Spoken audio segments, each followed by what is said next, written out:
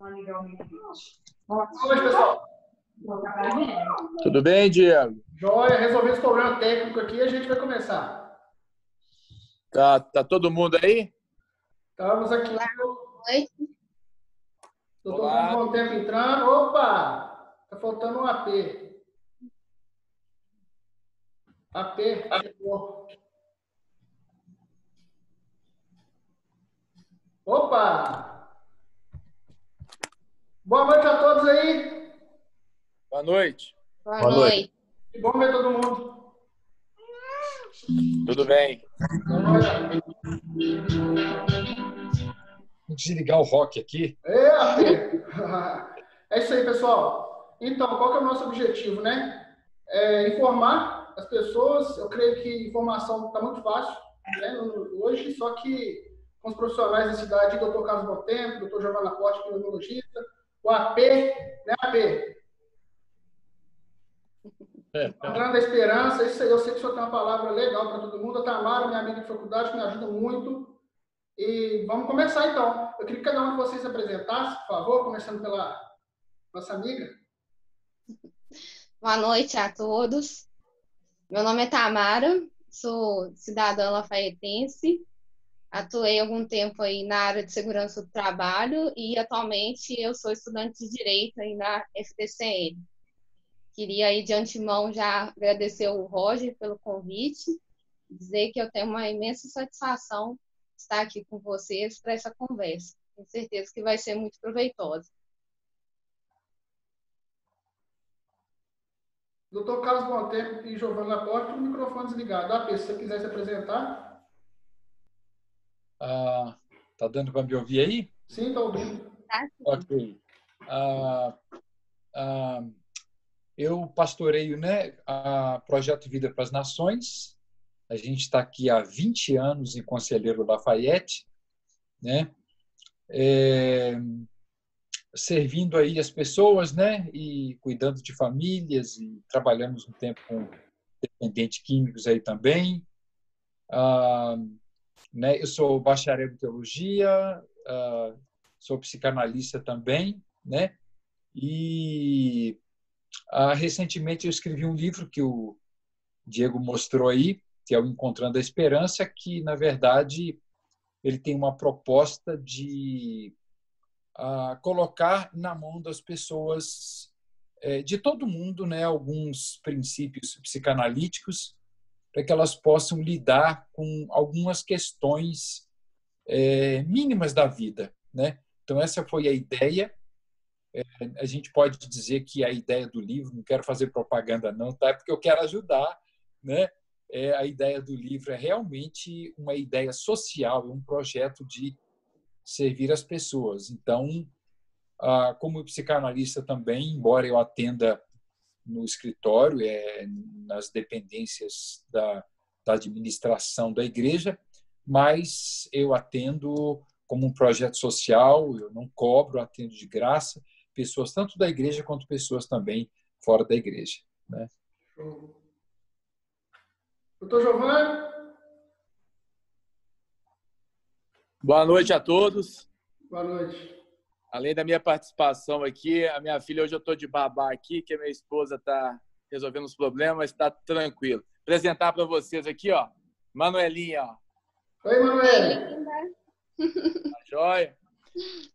Parabéns, Diego, pela organização aí dessa videoconferência, muito enriquecida, com a presença de colegas aí, especialistas nas suas áreas. Algumas pessoas já me conhecem, a minha formação também é pneumologista. Além de hoje, eu estou mais dedicando à parte de gestão de saúde do trabalhador.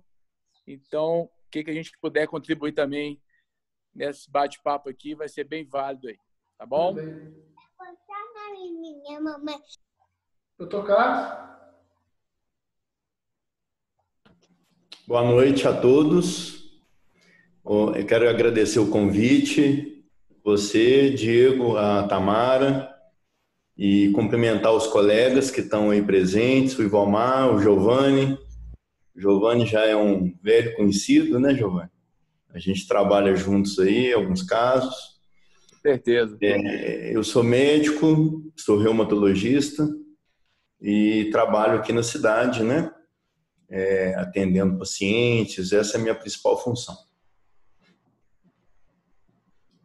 Muito bem, pessoal. Então, doutor Giovanni, queria que o senhor contribuísse aí todos os pacientes do senhor, começando pelo senhor, porque a gente sabe que o coronavírus, ele age diretamente na questão respiratória, na área do pulmão, e que todos os pacientes do senhor pessoas do grupo de risco? Não. O grupo de risco, né? Saiu uma nova revisão agora da Organização Mundial de Saúde. Depois eu posso compartilhar para vocês aí. Né? Nós estamos com um POP lá, um procedimento no qual está sendo revisto os grupos de risco. Né? Todos nós aqui já sabemos quais são os grupos de risco. Né? E meus pacientes, eles são pneumopatas. Então, muitos deles enquadram ao grupo de risco. Né? Mas, se você me perguntar, dentre eles hoje, muitos deles estão afastados da sua atividade laboral, eu te falo aí que em torno de uns 60% sim, porque são pacientes que têm aí uma asma mais grave, um DPOC com doença pulmonar obstrutiva, né? Onde tem internações recorrentes. Então, em relação à imunidade desses pacientes, eu preferi que eles ficassem mais no isolamento. Mas eu tenho pacientes asmáticos que estão trabalhando devido não ter crise nos últimos 2 anos. Então, assim, a gente está fazendo essa avaliação e até mesmo na empresa eu estou passando bem a régua, né? Porque existe outro fator de risco além das pneumopatias, né? Depois o Carlos vai poder contribuir também na parte técnica, no qual a gente está fazendo um checklist, né? Hipertenso, diabéticos, né? Jovens adultos, no qual estão com quadros assintomáticos, eu estou monitorando e retornando ao trabalho. Então, assim, o meu consultório, nesse momento, ele está até meio diminuído devido ao medo das pessoas estar saindo de casa e indo até nos consultórios para fazer a realização das consultas periódicas. Então, eu estou atendendo mais orientação pelo WhatsApp ou um telefonema para a gente estar orientando em relação a essa pandemia que está acontecendo nesse momento. Muito bom. Se o Carlos quiser contribuir mais aí, fica à vontade, cara, essa parte técnica aí.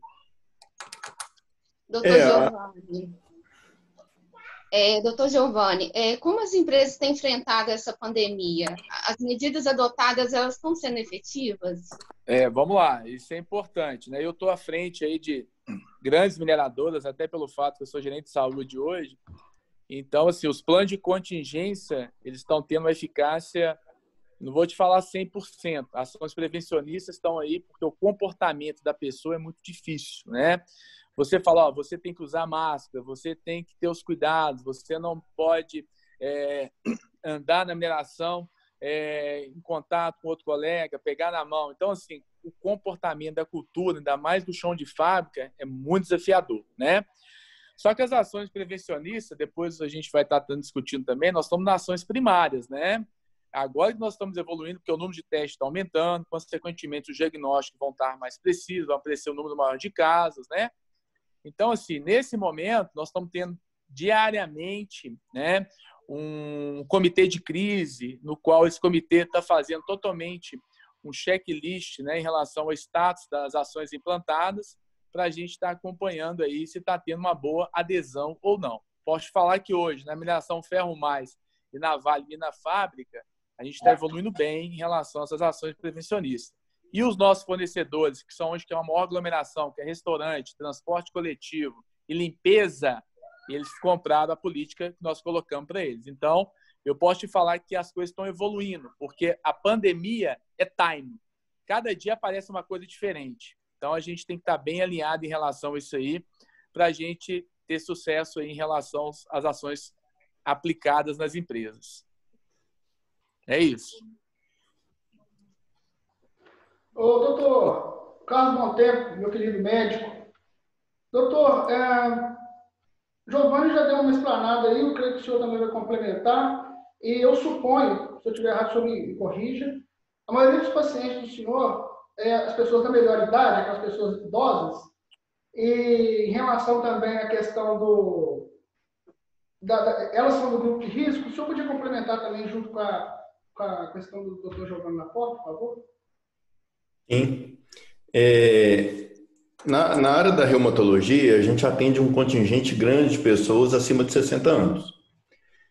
E, por definição, a Organização Mundial da Saúde, o Ministério da Saúde e outras instituições ligadas à área da saúde entendem que os indivíduos acima de 60 anos são aqueles que têm um risco maior de evoluir para a forma grave da doença, né? Então, quando a gente fala em grupo de risco, nós estamos nos referindo a essa possível evolução para um quadro mais grave de insuficiência respiratória e necessidade de um respirador.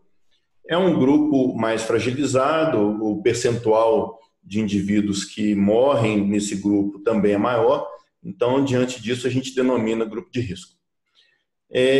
Mas o espectro de atuação da reumatologia é mais amplo, a gente tem pacientes em todas as faixas etárias, né? E lá, além dos pacientes com 60 anos de idade, nós temos pacientes com doenças autoimunes e que utilizam eventualmente um imunossupressor. Então, o fato de usar um imunossupressor coloca essa pessoa também numa situação mais fragilizada, porque o imunossupressor torna o sistema imunológico mais fraco e, com isso, a pessoa fica mais propensa a desenvolver doenças mais graves.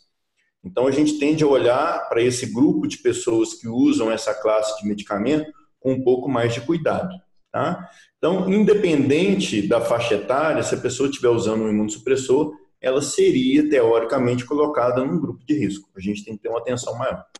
O Giovanni bem falou, hoje a gente está entendendo que as pessoas que estão bem fisicamente, estão com a doença controlada, essas pessoas podem voltar, né, a ter um certo grau de atividade, uma certa flexibilização nisso aí. Do ponto de vista do imunossupressor, isso fica um pouco difícil porque é meio imprevisível. A pessoa pode estar muito bem, mas o sistema imunológico dela continua enfraquecido. Então, a gente tem que ter uma cautela muito cuidadosa com essa classe de pacientes, tá? Com esse grupo de pacientes.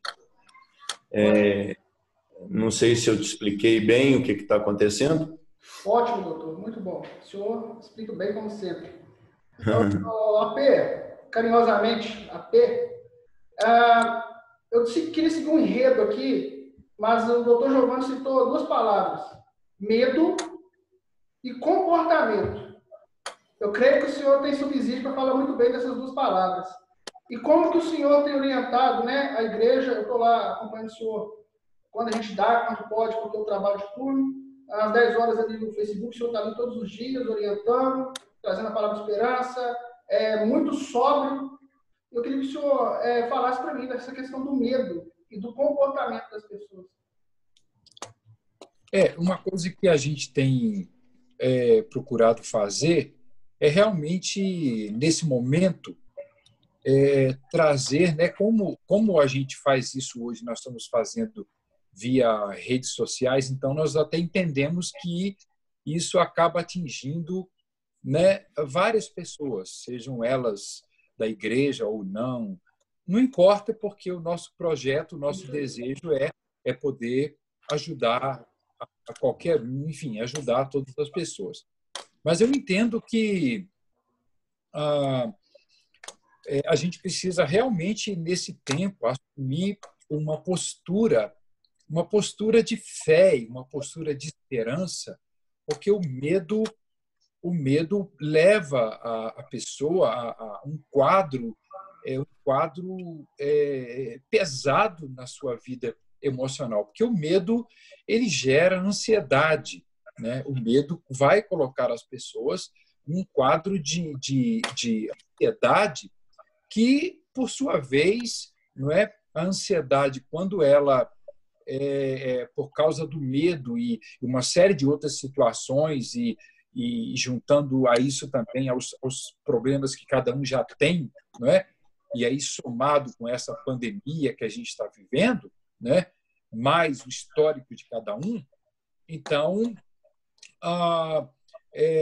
o medo ele também tem um fator, ele influencia na saúde, inclusive na imunidade, não é? Aí tá os doutores aí, né? Os médicos aí que podem falar muito bem, né? Nessa área, mas ele influencia na imunidade. Uma situação interessante, um exemplo disso aí, é o que já foi comprovado mesmo cientificamente. Por exemplo, tem aí alguns grupos de projetos sociais que são chamados os doutores da alegria, né? No nosso caso, por exemplo, na nossa igreja, nós temos os doutores da esperança, que quando eles vão aí nos hospitais aí e fazem aquele trabalho que a gente chama de risoterapeutas, não é? Isso é comprovado aí cientificamente, né? Como que realmente o humor, né? Quando a pessoa é encorajada, quando ela é motivada, como que aquilo influencia na saúde. Então, eu tenho uma preocupação muito grande, entendeu? Realmente eu tenho assim uma crítica construtiva, não é? O que muitas vezes a mídia, não é? A mídia, não digo a mídia saudável, mas a mídia oportunista, não é? Nesses momentos aí que trabalham muito com essa questão, enfim, com interesses políticos e tal. Ou seja, eu me preocupo com o terror, não é? Essa mídia que tem que não é uma mídia honesta, não é verdade, né? O doutor Giovanni aí sabe muito bem disso, né? Que não é uma mídia honesta, mas essa mídia que é mais interessado em si mesmo, em audiência, e essas coisas todas aí do sensacionalismo. Então, estão usando dessa circunstância, que é uma questão bem séria, e isso aterroriza a população.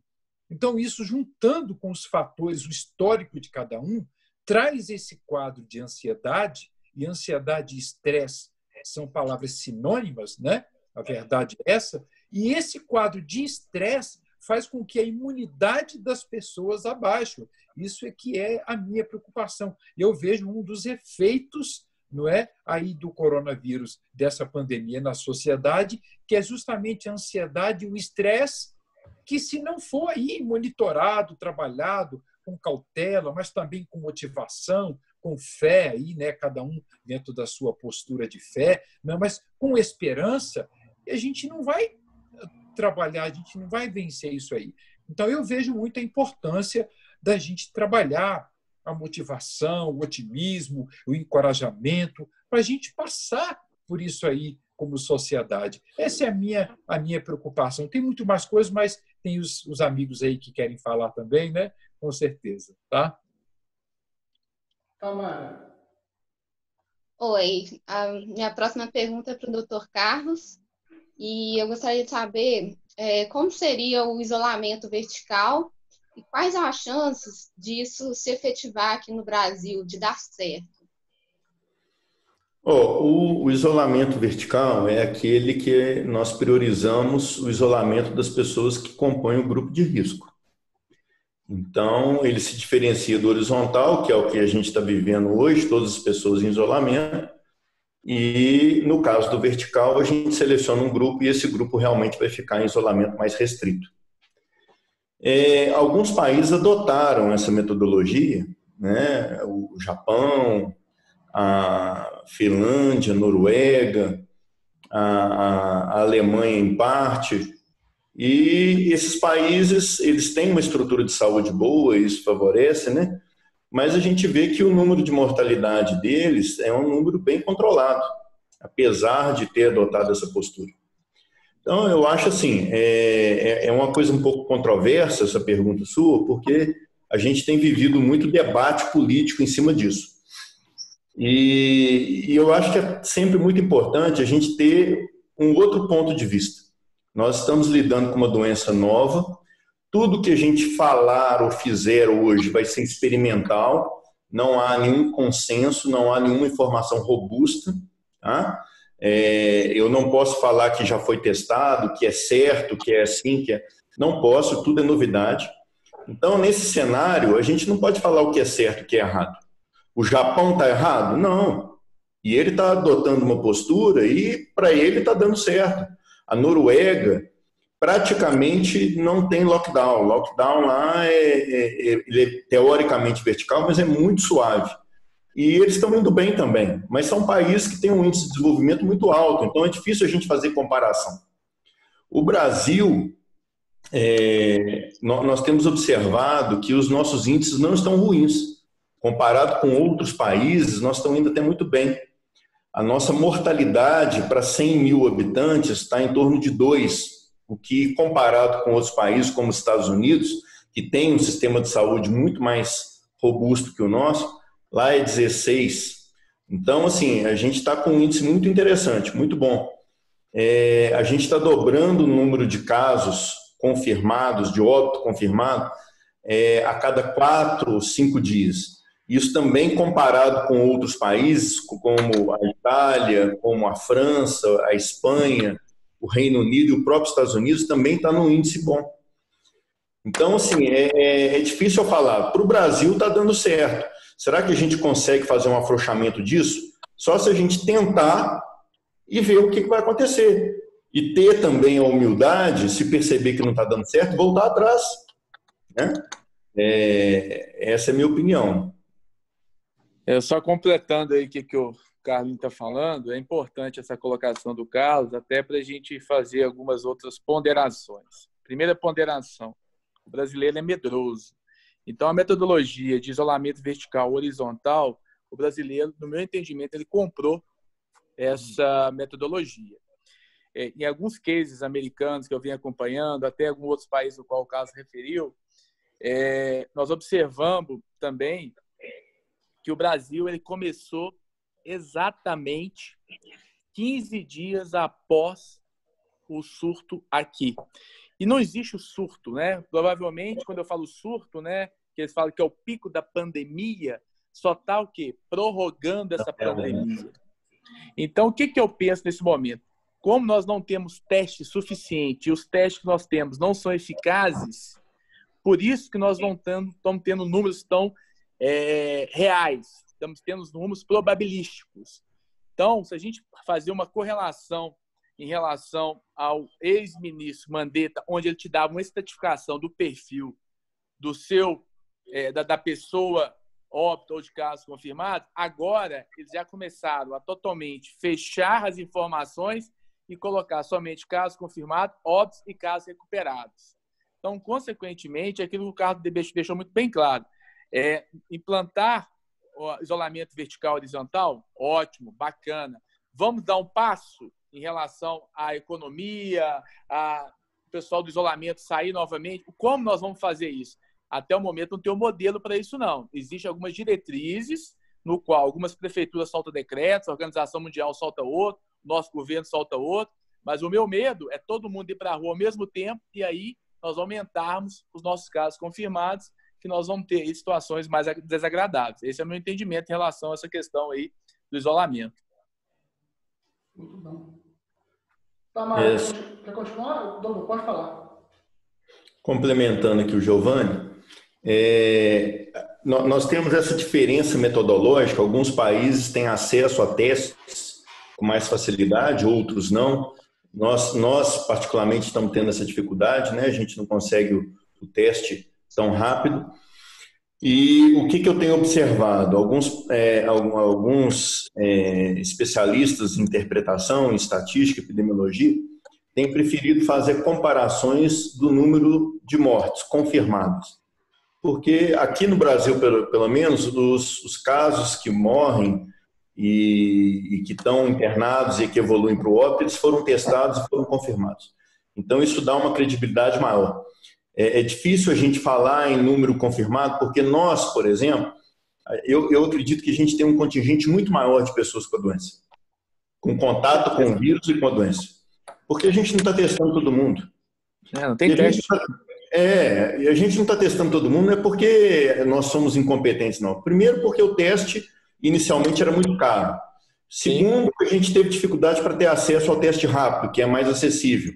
E mesmo assim, a nossa população é muito grande. Nós somos 210 milhões de habitantes. Testar todo mundo é quase que uma ficção. Isso é impossível. Verdade. Então, a gente acaba criando métodos de interpretação que são um pouco diferentes. Eu vejo isso com bons olhos porque hoje, por exemplo, se a gente pegar o número de casos confirmados e o número de óbitos, nós estamos com uma taxa de letalidade em torno de 6%. Eu acredito que se a gente começar a fazer teste de mais pessoas, a nossa taxa de letalidade tende a diminuir. Se nós aumentamos a base, o denominador, obviamente o resultado final vai tender a diminuir.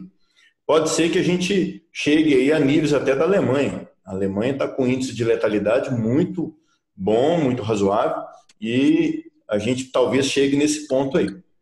Essa é a nossa grande dificuldade, é ter acesso. Só queria complementar um outro detalhe que o Giovanni falou, muito pertinente. No dia 24, o nosso governo aqui de Minas Gerais publicou um plano de reabertura das cidades. As cidades vão ter liberdade para adotar ou não, e foi definido em 4 ondas, né, para que haja uma abertura mais lenta, para que não seja, que haja um pico, para que não haja um pico aí de contaminação. E eu achei assim, muito interessante, eu li e achei que a postura do nosso governador foi bem razoável, foi interessante. Mas, mais uma vez, eu tenho que ressaltar que nós não temos a resposta. A gente está descobrindo as respostas ao longo do tempo. As coisas estão acontecendo e a gente está aprendendo à medida que elas ocorrem. Então, se a proposta do governador aqui de Minas Gerais vai dar certo, a gente não sabe. Nós não temos essa resposta. Nós só vamos ter a resposta se a gente tentar e ver. É assim. E ter humildade para fazer os ajustes necessários ao longo da evolução. Né? Isso aí. Muito bem. AP, aqui no livro Encontrando a Esperança, tem uma narração sua, uma experiência sua. Você conta que estava caminhando e um dia veio na sua mente que será o Senhor na sua velhice. E eu fui comovido com aquele ponto ali. E imediatamente veio ao seu coração: eu sou Deus agora e serei Deus na sua velhice. E nesse período de pandemia, a gente falou aqui várias vezes a palavra medo, eu insisto nela. Eu creio que o Senhor teve o medo veio ao seu coração, veio, o Senhor é homem também, e ao mesmo tempo ele foi confortado. Ele foi retirado, o Senhor foi confortado com aquilo que o Senhor crê, né, na sua fé, né, em Jesus. E o que a gente pode falar, baseado nesse contexto aqui, para a população lafaieteense? Eu queria que o senhor desse um recado para o pessoal de Lafayette, talvez não sei onde que esse vídeo vai chegar, para onde que chegar, qual o recado que o senhor dá para essa pessoa? E, sucessivamente, a gente está caminhando para o final ali, na sequência, o doutor Carlos, o doutor Giovanni, qual a mensagem que o senhor passa? Começando com o senhor AP. Ok. Bem, eu vejo uma coisa muito importante, né, que alguns questionamentos. Eu vejo que essa quarentena aí, consequente dessa pandemia, trouxe alguns questionamentos sobre nós, sobre o ser humano, sobre as nações. Enfim, trouxe alguns questionamentos. Tá? Dentre esses questionamentos aí, eu vejo que uma coisa que confrontou muito a todo mundo, entende? É o questionamento consigo mesmo. O que eu quero dizer? Essa pandemia aí colocou todo mundo frente a frente consigo mesmo. Então, essa pandemia, essa quarentena, né, aí, consequente dessa pandemia, nos obriga a fazer algumas perguntas para nós, não é? Sobre o que nós pensamos da vida, não é? O que nós pensamos das pessoas, de si mesmo, de Deus, não é? Eu digo porque o que essa pandemia fez? Aliás, a quarentena fez, né? Aí, ela coloca as pessoas num quadro que assusta, que é o seguinte: é o silêncio. É o silêncio. Porque o ser humano, nós estamos numa sociedade tão ativista, consumista, entendeu? Nós estamos numa aflição, buscando relacionamentos e um ativismo, até mesmo por causa às vezes, é uma sociedade paradoxal, porque a gente se isola nas redes sociais, né? Mas, ao mesmo tempo, a gente quer buscar relacionamentos, enfim. Então, o que essa quarentena fez? Ela obrigou as pessoas a ficarem em silêncio. E o silêncio, ele é assustador. Quando eu falo em ficar em silêncio, eu falo que as pessoas foram obrigadas a ficar reclusas, a ficarem nas suas casas. E isso obrigou o ser humano a conviver com esse silêncio, não é? De ter que lidar consigo mesmo, de ter que lidar com a família de um modo diferente, de ter que analisar a vida, de ter que lidar com as incertezas. Não é? E aí, quando é que isso acaba? E aí vem as notícias, olha, vai ter um pico tal dia, vamos ficar em casa, aí passou, daqui a pouco não é, e vai. Então, esse silêncio que a quarentena impôs sobre o ser humano, né, colocou muita gente numa crise, porque nós não sabemos lidar com o silêncio. E é exatamente aí, nesse silêncio, que as pessoas enxergam também a sua impotência diante da vida. Foi como os doutores, os médicos falaram aí, não é? Hoje, não é? Como foi muito bem dito aí, não é experimental, não se sabe o que fazer. Então, hoje, o mundo está lidando com uma questão: não sabemos o que fazer. Estamos lidando com o silêncio, isso provoca um desespero, em algumas pessoas isso coloca numa crise de ansiedade, não é? Mas o medo. Então, é onde vem esse questionamento que as pessoas começam a fazer sobre eu e minha família, eu e a vida, eu e as pessoas, e elas não têm respostas para isso, porque não conseguem conviver com o silêncio. E esse silêncio, ele nos obriga, assim, para quem quiser, né? Ele nos obriga a parar e ver a nossa insignificância e o quanto nós dependemos do Criador. O quanto nós dependemos de Deus. Porque não tem, nesse momento, não tem ateu, ninguém tem resposta, ninguém pode mudar esse quadro. Por mais que a gente procure preservar uma mentalidade científica da coisa, nós estamos lidando com uma situação que não deixa de ser uma situação de fé, de esperança, que vamos olhar para o futuro. E o que será? Como que vai ser isso aí? Então, essa pandemia, essa quarentena, trouxe uma coisa, colocou a gente num silêncio que, para muitos, insuportável. Porque você tem que lidar consigo. Quem sou eu? O que eu preciso? O que é a vida?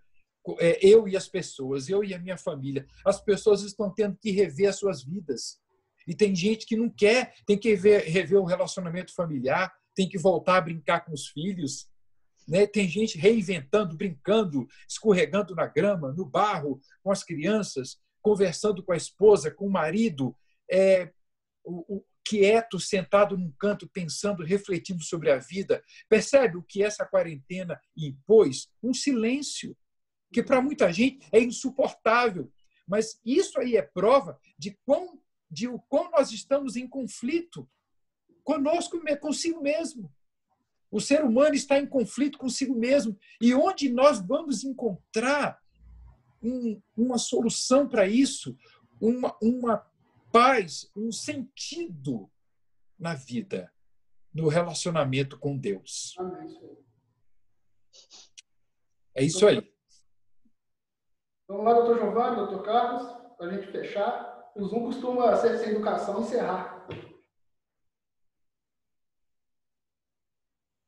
Então, mensagem final aí, né? Eu estou vivendo a cada dia a doença Covid-19, né? Na verdade, cada dia tem alguma notícia nova, tem algum planejamento novo, tem algum fluxograma a ser seguido. Hoje mesmo eu estava no webinar com o Laboratório São Marcos, onde nós estamos vendo as maiores estratégias por retorno do isolamento ou retorno ao trabalho em relação ao ambiente laboral, né?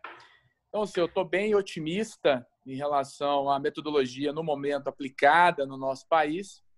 Temos que ter, sim, um método comparativo, igual foi colocado em alguns países países, pelo que o Carlos falou aí, ressaltando que a nossa performance de saúde e de gestão pública aqui, você sabe que ela é bem defasada. Isso eu estou tirando como, como é que eu posso falar nesse momento? Aprendizado.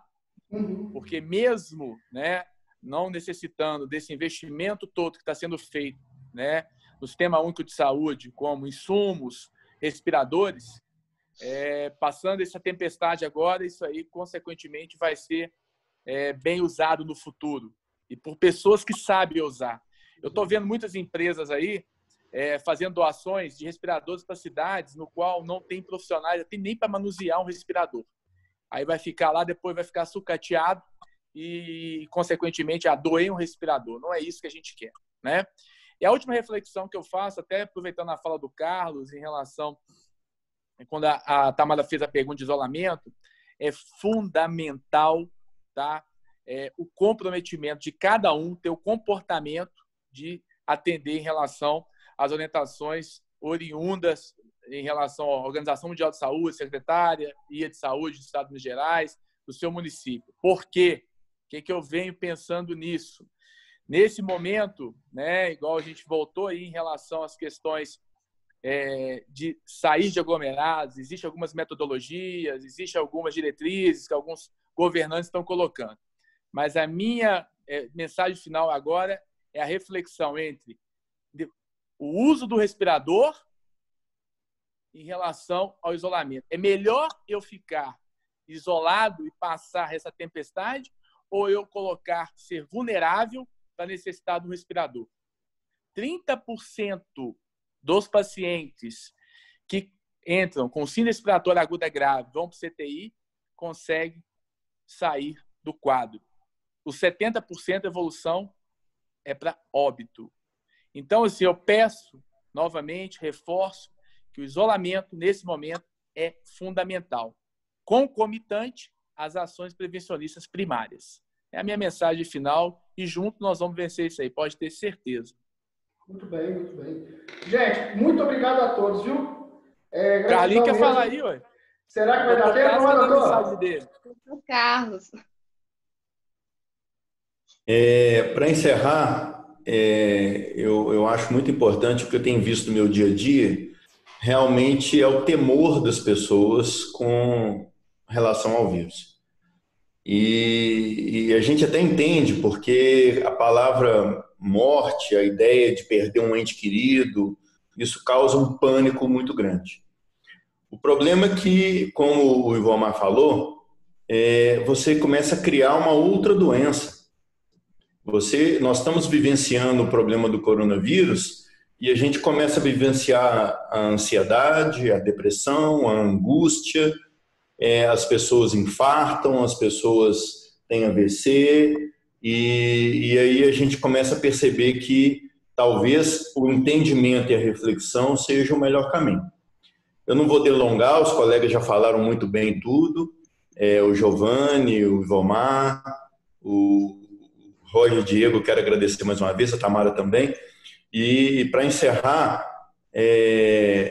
eu gostaria de mencionar uma frase de um médico persa chamado Avicena, onde ele fala que a imaginação é a metade da doença, a tranquilidade é a metade do remédio e a paciência é o primeiro passo para a cura. Obrigado e boa noite para todo mundo. Boa noite, pessoal. Muito obrigado. Até a próxima. Até a próxima. Um prazer, gente. Deus abençoe. Tchau, tchau. Boa noite. Tchau, tchau.